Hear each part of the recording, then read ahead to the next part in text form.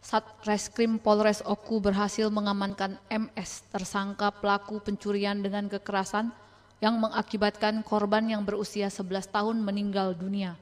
Nyawa korban tidak tertolong lagi setelah mendapatkan hantaman kayu di bagian kepala dan leher.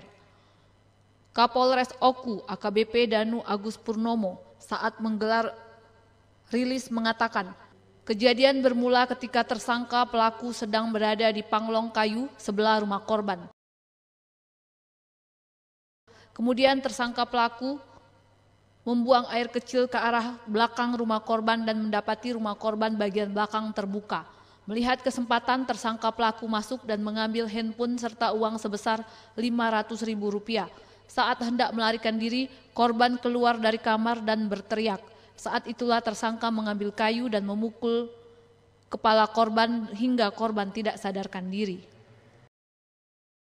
Desa Karangendah, Kecamatan Batu Raja Barat, sekitar pukul 09.00, jadi sekitar jam 9 pagi, di mana tersangka MS bersama dengan saksi atas nama Jalil sedang berada di panglong yang bersebelahan dengan rumah korban.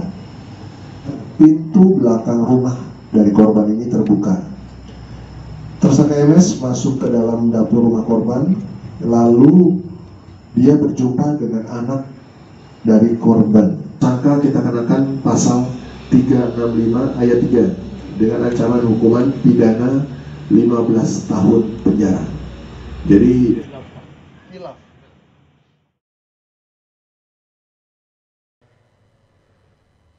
tersangka pelaku saat ini sedang dalam pemeriksaan intensif pihak kepolisian dan dijerat pasal 365 KUHP dengan ancaman 15 tahun penjara. Bagus Mihargo, Sriwijaya TV.